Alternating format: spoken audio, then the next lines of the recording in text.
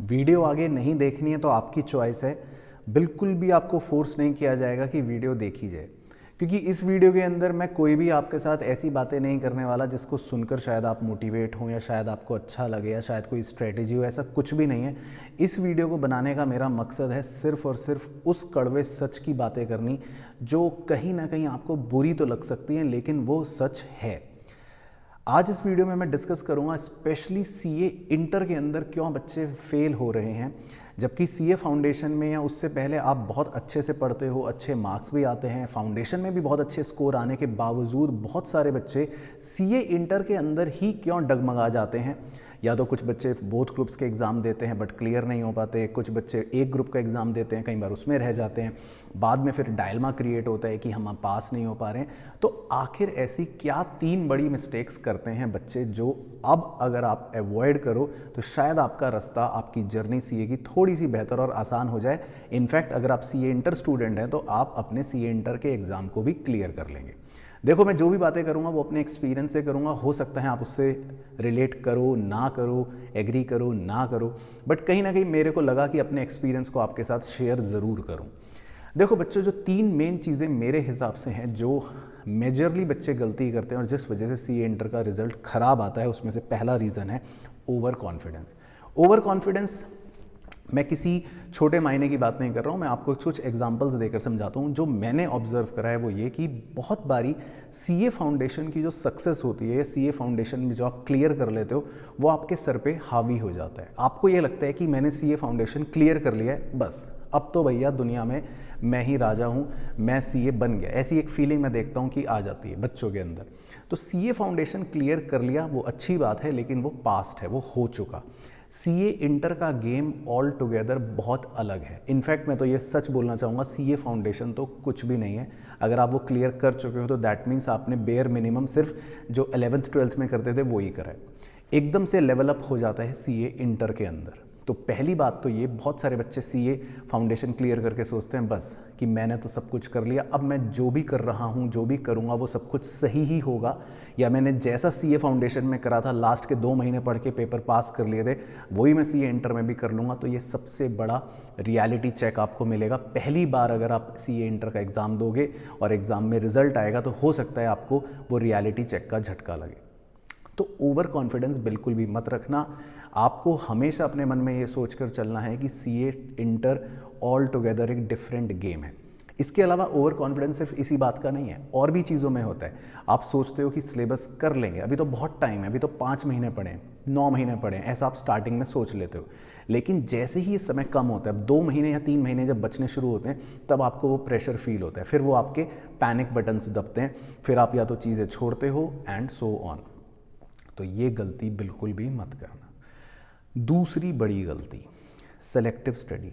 आप जुआ खेलते हो, आप जुआरी हो, आप दिमाग लगाते हो। मैंने तो बच्चों को यहाँ तक भी देखा है, ऐसा भी करते हैं, पूरा एनालिसिस करते हैं बैठ के कि यार इस अटेम्प्ट में ये क्वेश्चन आया था, इस अटेम्प्ट में इस टॉपिक का क्वेश्चन आया था, तो इस अटेम्प्ट में तो अब पक्की बात है या तो ये टॉपिक आएगा या फिर वो टॉपिक तो अब बिल्कुल भी नहीं आएगा जो पिछले अटेम्प्ट में आईसीआई ने पूछ लिया है। आप ये सब करते रहो, लेकिन मेरे से लिखवा के ले लो कि जिस दिन एग्ज़ाम होगा और जिस दिन आप देखोगे ना कि क्वेश्चन पेपर में कैसे क्वेश्चंस आए हैं, तो आपका एकदम से ये भ्रम टूट जाएगा।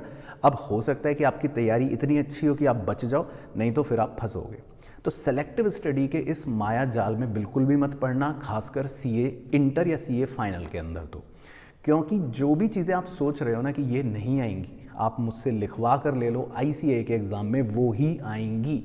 और जितना आप सेलेक्टिव स्टडी करोगे उतना आप कहीं ना कहीं अपने लिए प्रोबेबिलिटी क्रिएट कर रहे हो कि आपका पेपर कुछ ना कुछ छूट सकता है, जो रिस्क है।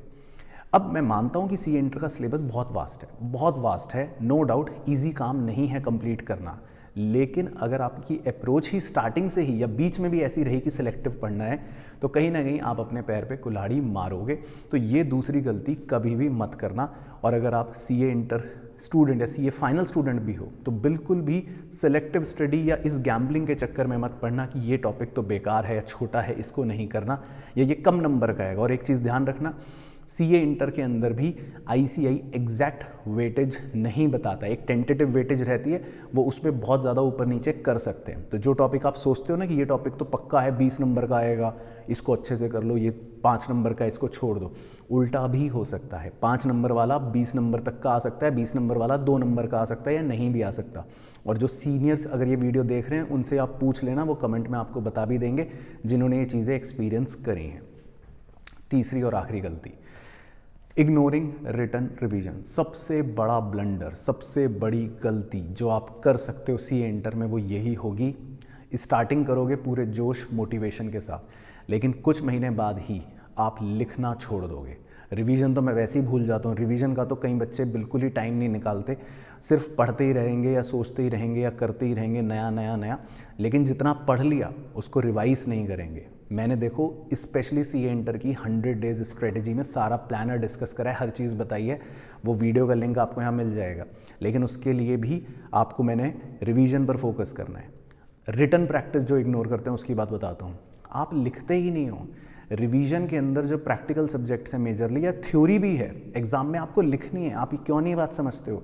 आप अगर एक बैटल में जा रहे हो, आपने सिर्फ बैटल से पहले सिर्फ ये सीख लिया कि तलवार इस एंगल पे चलानी है, इस एंगल पे चलानी है, 10 बार सीख लिया, 100 बार सीख लिया, पर कभी आप लड़ाई के मैदान में उतरे ही नहीं, कभी लड़ाई में तलवार चलाई ही नहीं और सीधा बैटल में चले गए, तो वहाँ पर आप जितना मर्जी सीख के गए हो ना, आपका पहली बार में ही सर से धड़ से सर अलग हो जाएगा। क्योंकि जो हम चीज़ें पढ़ रहे हैं, जो आप पढ़ रहे हो, उसको लिखकर जब तक प्रैक्टिकल एप्लीकेबिलिटी करके नहीं देखोगे तो देखने का कोई फ़ायदा नहीं है। तो जब आप रिवीजन करो तो मेक श्योर कुछ लिखकर ज़रूर करो, खासकर प्रैक्टिकल सब्जेक्ट्स में। ऊपर से देखो मत, एक क्वेश्चन एटलीस्ट सॉल्व करो, एक चैप्टर का एक करना है, एक करो, 2 करना है, 2 करो, लेकिन लिखकर ज़रूर करो। लिखने से ही पता चलता है। इसी तरह थ्योरी सब्जेक्ट रिवाइज कर रहे हो तो ये नहीं कि सिर्फ रटे जा रहे हो, पढ़े जा रहे हो, हाईलाइट करे जा रहे हो, बुक तो पूरी रंगीन हो गई, लेकिन जब लिखने की बारी आई तो आपसे सेंटेंस ही नहीं बन रहा। तो बुक रंगीन करो, जो करना है करो, लेकिन थोड़ा बहुत लिखो भी। इन 3 बातों का ज़रूर ध्यान रखना, फिर आप देखना आपका सीए की जर्नी में काम काफ़ी आसान हो जाएगा। और ये मैं आपको अपने एक्सपीरियंस से बता रहा हूँ। बाकी जो सीनियर भुगत चुका है या एक्सपीरियंस है वो इसके नीचे कमेंट भी कर सकता है। और जो जूनियर्स ये देख रहे हैं, जो अभी सीए इंटर या फाइनल में नहीं पहुँचे, आपके लिए अभी से लेसन्स है। भाइयों बहनों, इन बातों का ध्यान रखना। स्टार्टिंग से ओवर कॉन्फिडेंस बिल्कुल मत करना। अच्छों का ओवर कॉन्फिडेंस निकाल दिया है सीए कोर्स ने। सिलेक्टिव स्टडी का जुआ बिल्कुल मत खेलना, जिस दिन फंसोगे अपने आप पता लग जाएगा। और तीसरी चीज़, रिवीजन वेरी इंपॉर्टेंट है। रिटन प्रैक्टिस के साथ लिख लेना, ऊपर से हवा में मत देख कर जाना। चाहे लिमिटेड पढ़ना, पर क्वालिटी से पढ़ना, क्योंकि क्वालिटी ही क्वांटिटी से ज़्यादा मैटर करती है सीए कोर्स के अंदर। All the best.